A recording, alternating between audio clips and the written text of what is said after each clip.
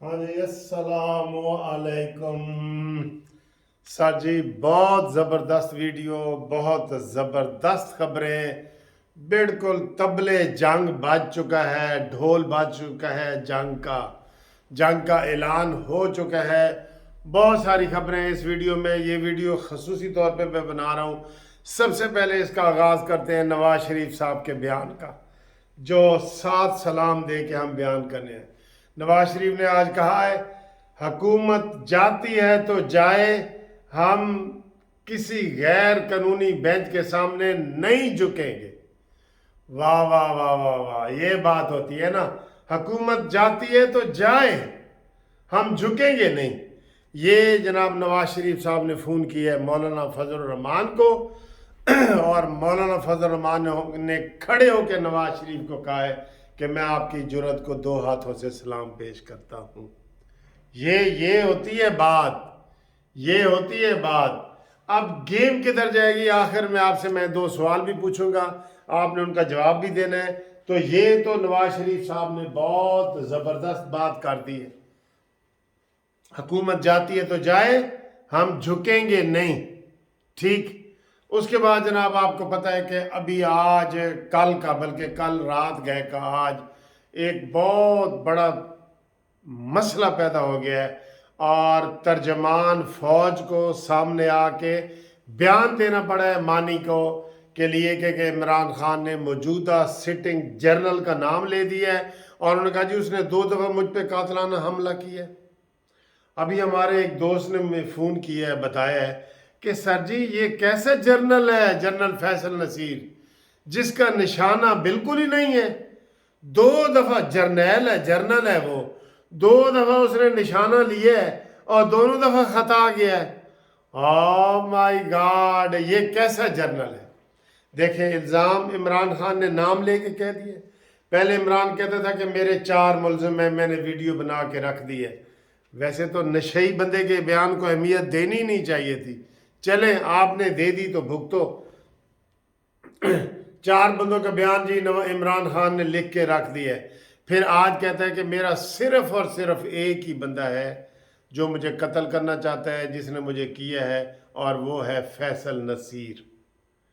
जी बिल्कुल समझ गए हो। तो अब तर्जमान फौज ने कहा है कि जनाब आप कानूनी रास्ता अपनाएं, हमारा आपके साथ कोई झगड़ा नहीं है। और मैं ये कह रहा था कि इसी बयान अगर कोई आम गरीब बंदे का बयान होता ना, वो कोर्ट मार्शल होता है इसका कोर्ट मार्शल तो वैसे ही इमरान खान का बनता है कि जिस तरह ये कह रहे हैं कि बाजवा कहता था जी टैंकों में तेल नहीं है, हम इंडिया के साथ क्या करेंगे, कैसे लड़ेंगे।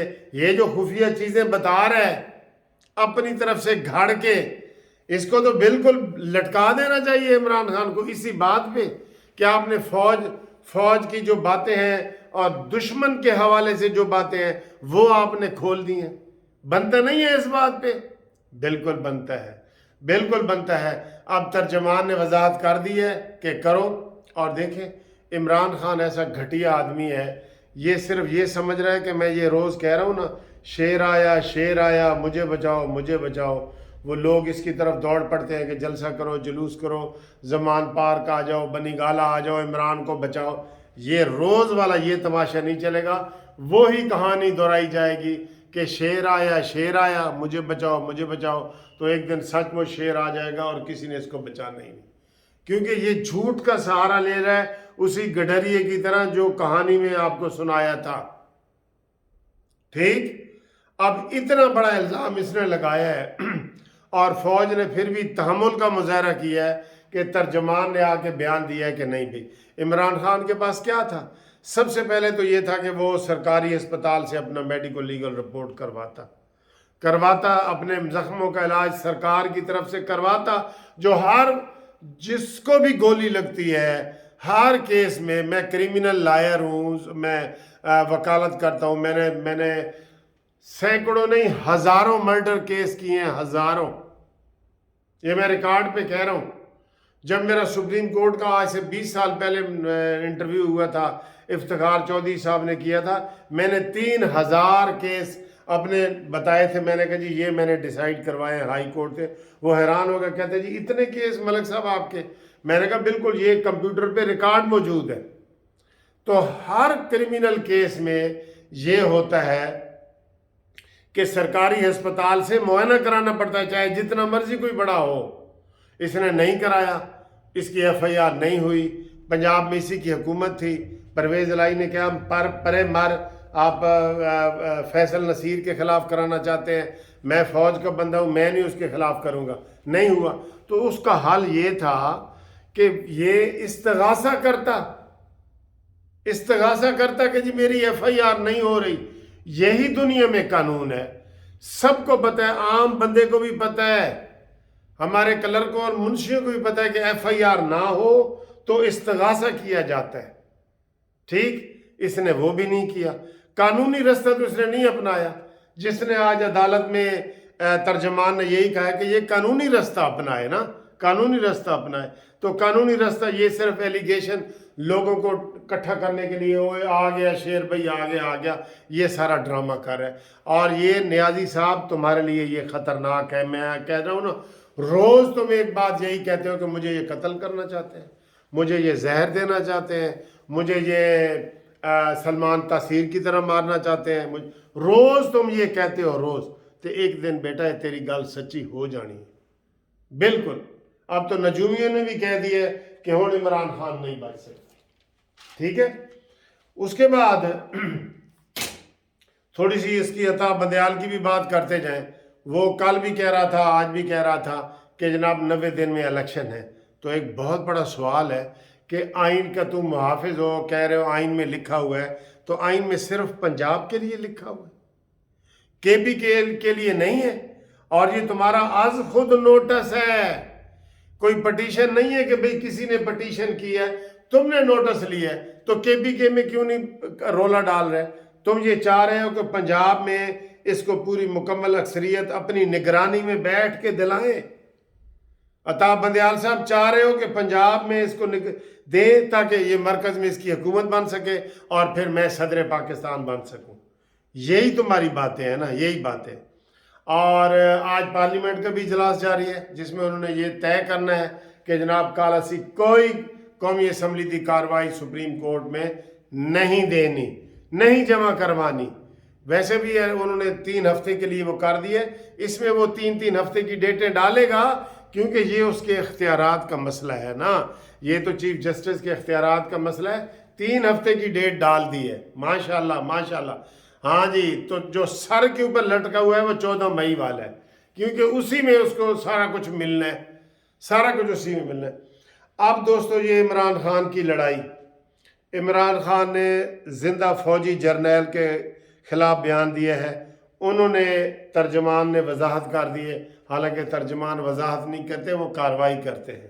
ٹھیک، یہ لڑائی آپ کو پتہ ہے، یہ لڑائی ہے نا عمران خان اور فوج کی لڑائی، یہ پھر پارلیمان اور عدلیہ کی لڑائی، یہ۔ اب مجھے یہ بتائیں، آخر میں نے کہا تھا میں آپ سے سوال کروں گا، ان حالات میں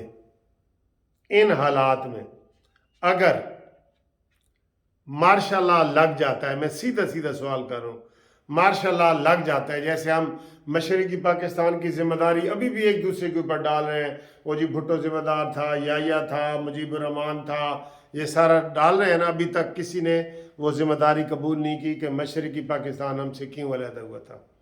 آج اگر یہ لڑائی میں نے بتا دیا آپ کی، فوج کی عمران کی لڑائی، عدلیہ کی پارلیمان کی لڑائی، یہ اگر لڑائی میں مارشل لا لگ جاتا ہے تو آپ کس کو قصوروار کریں گے؟ ایک بندے کا نام لیں، کس کا قصور ہے جی؟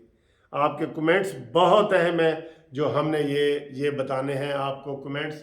اور میں آپ کو یہ دوسرا یہ بتا دوں کہ جو کنٹیمپٹ کی کارروائی ہے نا، وہ 14 کے بعد لگنی ہے۔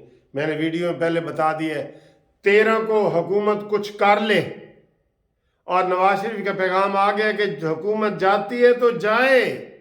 ہاں کیا بیان دی ہے، 13 کو حکومت کچھ کر لے، ورنہ 14 کو عطا بندیال آپ کے خلاف कार्रवाई करके सारी काबीना को भी नाअहल कर सकता है, सारी पार्लियामेंट को भी कर सकता है, वजीर आजम को भी कर सकता है। ये तैयार बैठे हैं ऐसे दोनों ऐसे गन लेके बैठे हैं ऐसे, केड़ा पहले फायर करता है। ये आपको बता रहे हैं 13 को हुकूमत फायर कर सकती है, अगर हुकूमत ने ना किया तो फिर 14 को ये अता बंदयाल फायर करेगा। और फिर आप देख लें, ये हमने बहुत बड़ी चीज़ आपके सामने बयान कर दी है, बहुत अहम वीडियो है। आपने बताना है कि इस दौरान अगर मार्शल लॉ लग जाता है तो किसका कसूर है? अदलिया का कसूर है, इमरान खान का कसूर है, मौजूदा हुकूमत का कसूर है, या फ़ौज का कसूर है? ये आपने बताना है। ठीक, ओके, अल्लाह हाफिज़।